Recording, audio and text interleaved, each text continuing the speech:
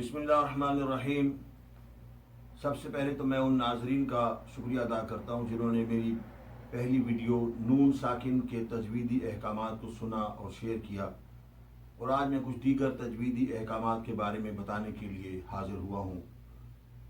آج کا اساسی موضوع ہے تجویدی احکامات برائے حروف را، لام، میم اور دیگر قواعد۔ سب سے پہلے تو یہ دیکھیے کہ قرآن پاک میں جب لفظ اللہ آتا ہے تو اسے کیسے پڑھنا ہے۔ اس سلسلے میں یاد رکھیے گا کہ اللہ تعالیٰ کا اسم اللہ سب سے زیادہ عظمت اور کبریائی کا حامل ہے، اس لیے اسے اسم الجلالہ کا نام بھی دیا گیا ہے۔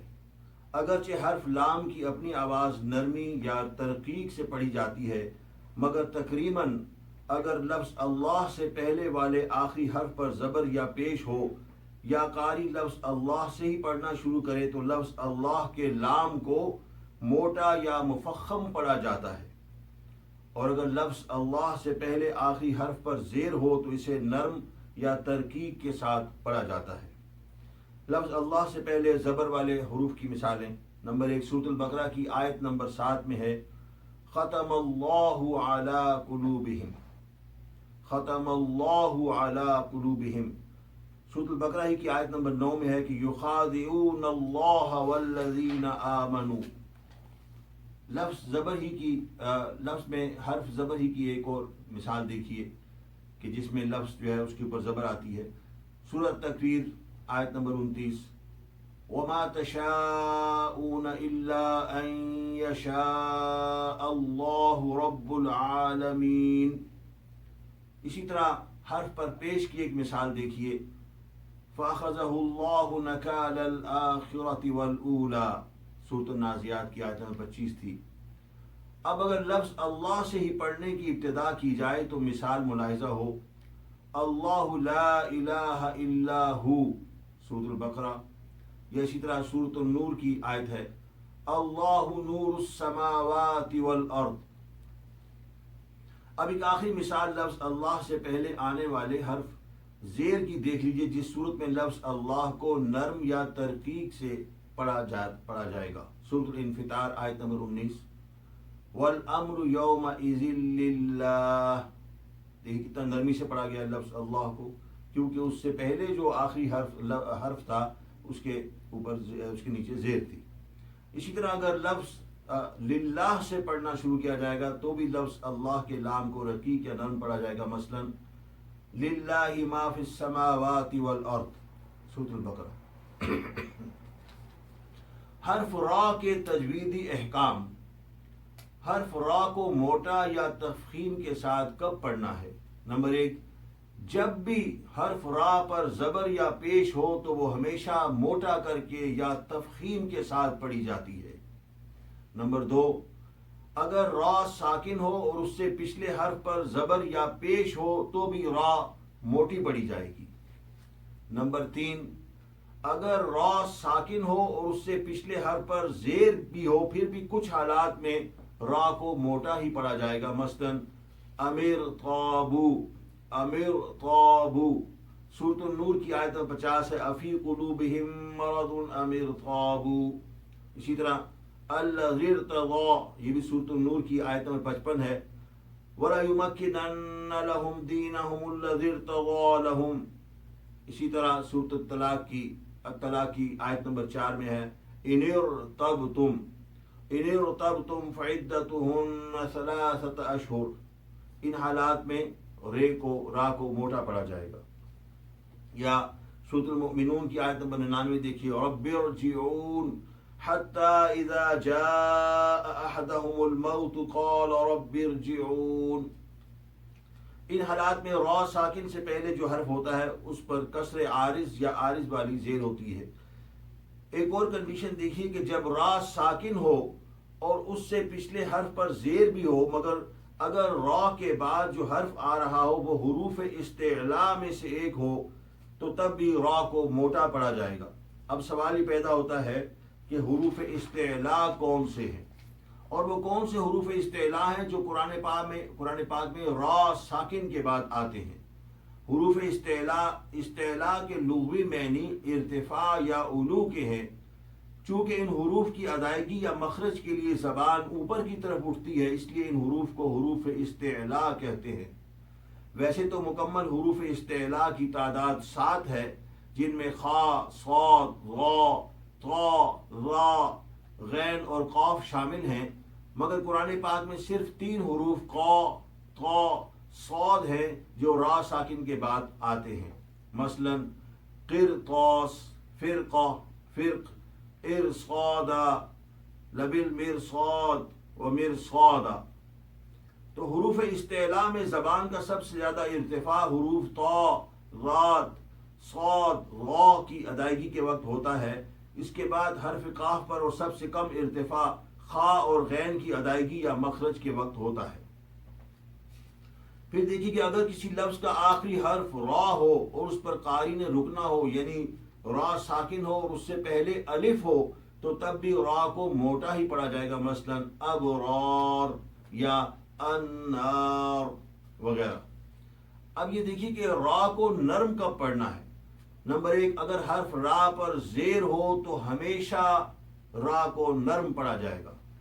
نمبر 2، اگر حرف را ساکن ہو مگر اس سے پہلے حرف پر زیر ہو تو وہ بھی نرم پڑھی جائے گی، بشرطیکہ کہ اس سے اگلا حرف حروف استعلاء یعنی قاف، طا، صاد میں سے نہ ہو، جیسے فرعون، لشرذم، مریۃ، شرع، الفردوس، احشرتم۔ نوٹ، احشرتم میں حرف استعلاء یعنی صاد حرف را سے پہلے ہے، نہ کہ بعد میں۔ تو یہ الفاظ کیسے پڑھے جائیں گے؟ فرعون، لشرذم، مریۃ، شرع، الفردوس، احشرتم۔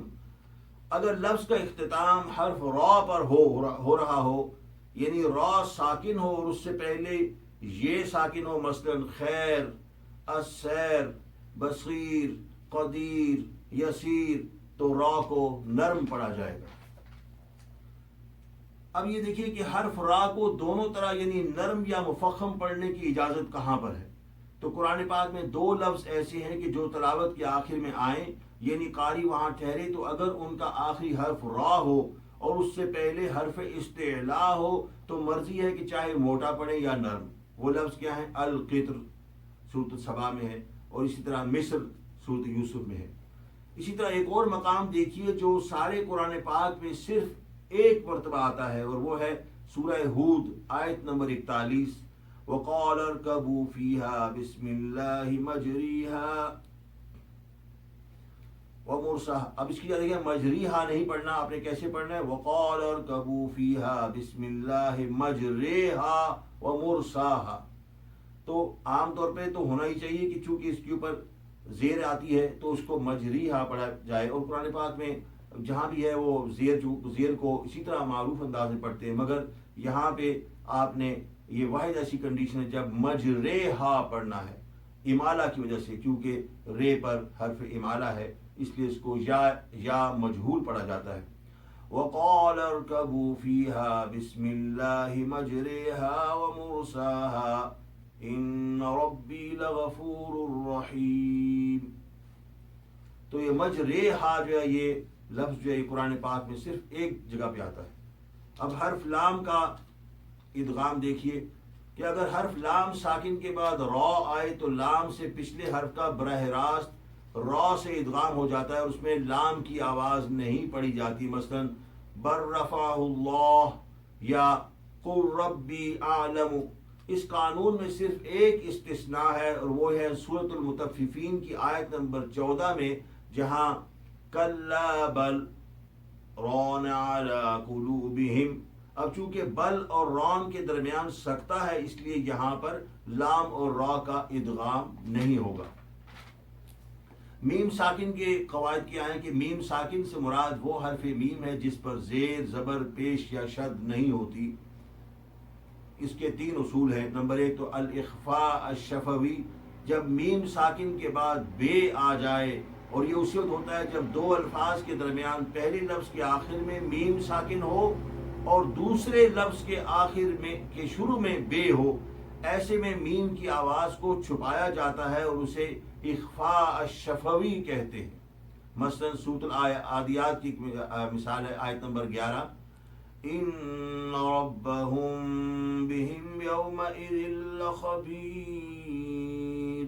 اب دیکھیے ربهم اور بهم، ربهم کے آخر میں میم ساکن ہے اور دوسرا جو لفظ ہے اس کے شروع میں بے ہے، تو یہاں پہ ان ربهم، اب یہاں پر اسے کہتے ہیں الاخفاء الشفوی، اور یہاں پر بھی دو حرکتوں کے برابر رکنا ہے، ان ربهم.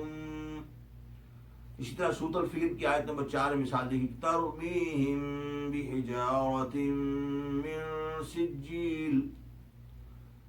اب اسی طرح الادغام صغیر یہ ہے کہ اگر میم ساکن کے بعد کوئی حرکت والا میم آ جائے تو پہلا میم نہیں بولا جاتا اور دوسرے میم کی آواز میم مشدد کی آتی ہے، مثلا وَلَكُمْ مَا كَسَبْتُمْ. اب اس میں لکم کا میم نہیں بولا جائے گا اور میم دوسرا جو ہے وہ مشدد ہو جائے گا. اظہار شفوی کیا ہے کہ اگر میم ساکن کے بعد کا اگلا حرف ایسا حرف ہو جو اخفاء اور ادغام کے حروف میں سے نہ ہو، یعنی نہ میم ہو یا نہ با ہو، تو وہاں پر ایسے میم پر اظہار کیا جاتا ہے، اسے اظہار شفوی کہتے ہیں. یعنی میم کو عام طور پہ جیسے پروناؤنس کر کے بولا جاتا ہے. اب کچھ خصوصی ملاحظات بھی ہیں کہ نمبر 1، لا الہ الا اللہ میں لا پر اگرچہ مد ہے مگر احترام کی وجہ سے زیادہ طوالت اختیار نہیں کی جاتی.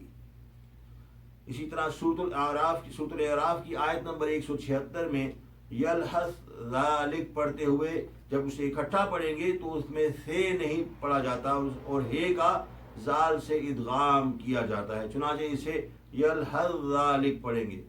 کس طرح؟ فَمَثَلُهُ كَمَثَلِ الْكَلْبِ إِن تَحْمِلْ عَلَيْهِ يَلْهَثْ أَوْ تَتْرُكْهُ يَلْهَثْ ذَلِكَ مَثَلُ الْقَوْمِ الَّذِينَ كَذَّبُوا بِآيَاتِنَا.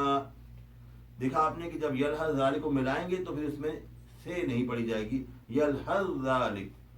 اسی طرح سورہ ہود کی آیت نمبر 42 میں ارکب معنی ہے تو اس میں ارکم معنی بے نہیں پڑھی جائے گی، تو اس میں کے اور کاف اور میم کا اس طرح ادغام ہوگا کہ بے کی آواز نہیں آئے گی.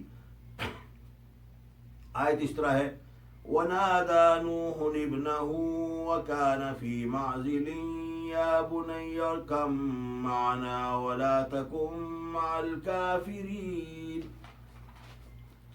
اسی طرح سورۃ المرسلات کی آیت نمبر 20 میں لفظ نخلقکم کے قاف اور کاف کی جگہ صرف مشدد کاف پڑھا جائے گا، گویا کہ قا کی آواز نہیں آئے گی. الم نخلقکم من ماء مہین. اب کاف مشدد ہے مگر چونکہ کاف مشدد نون اور میم کی طرح اس کے اوپر دو حرکتوں کے برابر لمبا نہیں کرنا پڑتا. اب صورت ایک اور کنڈیشن دیکھیے کہ سورت طور کی آیت نمبر 37 میں آپ نے دیکھا ہوگا کہ لفظ المسیطرون میں صاد کے اوپر چھوٹا سا سین لکھا ہوتا ہے، وہ اس لیے کہ یہاں صاد کی جگہ سین پڑھا جاتا ہے. آیت مبارکہ یوں ہے، ام عندهم خزائن ربک ام هم المسیطرون، صاد کی جگہ سین. اسی طرح سورۃ الغاشیہ کی آیت نمبر 22 میں بھی ہے کہ بمسیطر کی جگہ سین سے بمسیطر پڑھا جاتا ہے، لست علیہم بمسیطر. اسی طرح سورۃ البقرہ کی آیت نمبر 245 میں یبسطو میں صاد کی جگہ سین پڑھا جائے گا، واللہ یقبض ویبسط والیہ ترجعون. سورۃ الاعراف کی آیت نمبر 69 میں بسطہ کی جگہ بسطہ سین پڑھی جائے گی، وزادکم فی الخلق بسطة فاذکروا آلاء اللہ لعلکم تفلحون. اب آئیے کچھ قرآنی مدود کے قواعد بھی دیکھتے چلیں. مد کا وجود جو ہے وہ 3 حروف کا مرہون منت ہے، یعنی جہاں بھی الف ہوگا یا ہوگی یا واو ہوگی تو اس کو آپ وہاں پہ مد پڑی جاتی ہے. اس قرآنی مدود کو 2 قسموں میں تقسیم کیا جاتا ہے، مد الاصلی اسے مد طبیعی بھی کہتے ہیں اور دوسری ہے مد الفرعی. مد الاصلی پر بالعموم 2 حرکتوں کے برابر طوالت اختیار کی جاتی ہے. مد اصلی کی 3 اقسام ہیں. نمبر 1، جس حرف پر کھڑی زبر ہو مثلا مالک، یا جس لفظ کے بیچ میں یا واو کا حرف آئے مثلا قالو اور یوسیکم، تو اس پر 2 حرکتوں کے برابر طوالت اختیار کرنی چاہیے. اسی طرح لفظ طا ہا پر بھی دونوں طا اور ہا پر 2 حرکتوں کے برابر طوالت اختیار کرتے ہیں. دوسرا یہ کہ جب کسی لفظ پر قاری رکے اور اس کا آخری حرف الف ہو، خواہ الف سادہ ہو یا تنوین پر رکنے کی وجہ سے الف پر ایک زبر ہو تب بھی مد اصلی کی 2 حرکتوں کے برابر توالت کرتے ہیں. مثلا الرسولا، قواریرا، علیما حکیما، اسے مد عوض بھی کہتے ہیں. اسی طرح شکورن سے شکورا، ماءن سے ماء، بناءن سے بناء، مسمن سے مسمى. یعنی الف یا حمزے پر اگر تنوین ہو تو اسے رکنے کی صورت میں ایک زبر پڑا جاتا ہے اور یہاں مد اصلی کی طرح 2 حرکتوں کے برابر طوالت اختیار کرنی پڑتی ہے. مگر اگر کسی لفظ کوئی لفظ ایسا ہو جو مونس ہو اور اس پر تنوین ہو، مثلا رحمتن یا نعمتن، رحمتن یا نعمتن، تو اس میں صرف رحمہ یا نعمہ پڑھا جائے گا اور اس میں زبر نہیں، ایک زبر جو ہے وہ نہیں پڑھی جائے گی. اسی طرح اب دیکھیے کہ جب مد کا حرف 2 لفظوں کے درمیان میں ہو اور قاری وہاں رکے بغیر پڑھ رہا ہو، مثلا انہو ہوا، تو اس میں بھی آپ نے کیا کرنا ہے کہ اس کے 2 حرکتوں کے برابر طوالت اختیار کرنی ہے. اب دیکھیے الذی بارکنا حولہ لنریہ من آیاتنا انہ هو السمیع البصیر. اب اس میں حولہ، لنریہ، انہو، یہ تینوں جو ہے یہ مد اصلی ہیں اور یہاں پر 2 حرکتوں برابر طوالت اختیار کرنی چاہیے. اسی طرح بہی بصیرا، یہ بھی مد اصلی کی قسم ہے، چنانچہ یہاں بھی 2 حرکتوں برابر طوالت اختیار کرنی چاہیے. گویا کہ جہاں الٹا پیش ہو اور وہ بھی مد اصلی ہے، وہاں بھی 2 حرکتوں برابر طوالت اختیار کرنی چاہیے. تو اب قرآن پاک میں ہے کہ عام طور پر جو الٹا پیش ہے وہ اسی کی نشاندہی کر رہا ہوتا ہے اور وہاں پر بھی آپ نے 2 حرکتوں برابر طوالت اختیار کرنی ہے. اب مد فرعی کیا ہے کہ اگر مد اصلی کے ساتھ حمزہ یا سکون کا حرف آ جائے تو مد فرعی بھی مد اصلی میں اضافہ کرتے ہوئے اس کی طوالت کی مقدار کو 2 حرکتوں سے زیادہ کر دیتی ہے. مد فرعی کی 5 قسمیں ہیں: المد المتصل، المد المنفصل، المد البدل، المد العارض للسکون اور المد لازم. یہ مد فرعی ہیں جن کی جہاں پر طوالت جو ہے وہ 2 حرکتوں سے زیادہ ہوتی ہے. اب المد المتصل کیا ہے کہ جب ایک ہی لفظ میں حرف مد ہو جو کہ الف یا اور واو ہوتے ہیں، ان میں سے کوئی حرف ہو اور اس کے فوراً بعد حمزہ آ جائے تو اسے مد متصل کہتے ہیں. مثلا جاء، اب دیکھیے اب الف جو ہے یہ جاء زبر کے ساتھ یہ ایک مد کا حرف ہے، مد کا حرف ہے، اس کے بعد حمزہ آ گیا جاء یا قروء یا ہنیئن، تو طوالت کی مقدار 4 سے 5 حرکتوں کے برابر ہوگی. نوٹ، اگر قاری اس مد پر رکے گا تو 6 حرکتوں کے برابر بھی کھینچ سکتا ہے. اسی طرح دیکھیے المد المنفصل، اس مد میں مد متصل کی طرح حروف مد الف یا واو کے بعد حمزہ آتا ہے، مگر فرق یہ ہے کہ وہ دوسرے لفظ پر ہوتا ہے. چونکہ مد 2 لفظوں میں تقسیم ہوتی ہے اس لیے اسے مد منفصل کہتے ہیں. یعنی بات وہی ہے مد متصل والی، مگر اس میں 2 لفظوں کے درمیان جو ہے وہ مد تقسیم ہو رہی ہے. المد البدل، یہ 2 حرکتوں کے برابر ہوتی ہے. یہ اس وقت پڑھی جاتی ہے جب حرف مد سے پہلے حمزہ آ جاتا ہے. مثلا آمنوا فاما الذین آمنوا فزادتهم ایمانا، یہ سورۃ توبہ کی آیت نمبر 124 ہے. اسی طرح وَإِنَّ الَّذِينَ أُوتُوا الْكِتَابَ، تو اوتوا میں آپ دیکھیں البقرہ سورۃ 144 اوتوا، تو اس میں بھی المد البدل ہے. المد العارض للسکون کیا ہے کہ جب کسی لفظ کے آخر میں آخری حرف سے پہلے حرف مد یعنی الف یا واو میں سے کوئی ہو تو ٹھہرنے کے لیے اس لفظ پر حسب تلاوت آپ 2، 4 یا 6 حرکتوں کے برابر ٹھہر سکتے ہیں. عام طور پر آپ نے نوٹ کیا ہوگا جب قاری آخری جو حرف لفظ ہوتا ہے اس کے اوپر کافی دیر لگاتے ہیں، طوالت اختیار کرتے ہیں، اس کی یہ کہ ان کو اجازت ہوتی ہے جب بھی آپ آیت کے آخر کا جو لفظ ہے اس پہ آپ رک رہے ہوں اور اس میں الف یا واو ہو، تو مثلا الرحمن، العالمین، المفلحون، تو اس میں آپ جب آخر میں آپ رک رہے ہیں تو آپ طوالت اختیار کر سکتے ہیں. اب آئیے المد لازم کی طرف، کہ المد لازم سے مراد وہ مد ہے کہ جب حرف مد الف یا واو کے بعد والا حرف سکون ہوتا ہے یا اس پر شد ہوتی ہے. المد لازم کی تمام اقسام پر 6 حرکتوں کے برابر رکنا چاہیے. سب سے بڑی جو المد لازم ہے یہ سب سے زیادہ جو طوالت اس کے اوپر اختیار کرتے ہیں، الا یہ کہ آپ المد العارض سکون میں آپ آخر میں رک رہے ہوں کسی لفظ پہ. اب اگر کسی لفظ کے اندر ایسا ہو یعنی حرف مد آئے تو اسے المد لازم قلمی کہتے ہیں، اور اس کی آگے دو قسمیں کہ المد لازم قلمی مثقل اور المد لازم قلمی مخفف، یعنی مثقل اور مخفف۔ المد لازم قلمی مثقل میں مد کے حرف کے بعد جو حرف ہوتا ہے اس پر شد ہوتی ہے، مثلا مشہور زمانہ آپ کو پتہ ہے کہ غیر المغضوب علیہم ولا الضالین، اب ضاد کے اوپر جو ہے شد ہے، آگے لام کے اوپر بھی شد ہے۔ اسی طرح بالطامہ سورۃ النازعات میں ہے۔ تو یہ جو ہے ان میں چونکہ جو حرف آ رہا ہے اس کے اوپر شد ہے، تو یہ المد لازم قلمی مثقل ہے۔ اب قلمی مخفف کیا کہ اسی طرح اگر مد والے حرف کے بعد کا حرف ساکن ہو اور اس پر شد نہ ہو تو اسے کہتے ہیں المد لازم قلمی مخفف۔ اس کی سارے قرآن پاک میں صرف دو مثالیں، سورۃ یونس میں مثال ہے آیت نمبر 51 غالباً 51 کہ الآن وقد کنتم به تستعجلون۔ اب دیکھیے کہ جو حرف کا مد والا حرف ہے اس کے بعد کا حرف جو ہے وہ ساکن ہے، لام ساکن، تو اس پر شد نہیں ہے، تو اس لیے اسے المد لازم قلمی مخفف کہتے ہیں۔ اسی طرح ایک اور مثال ہے سورۃ یونس میں 91 آیت نمبر 91 کہ الآن وقد عصیت قبل وکنت من المفسدین۔ اب یہ قرآن پاک میں جو کیا کہتے ہیں یہ صرف دو مثالیں ہیں جس میں المد لازم قلمی مخفف، کیونکہ اس کے اندر جو ہے حرف ساکن ہوتا ہے۔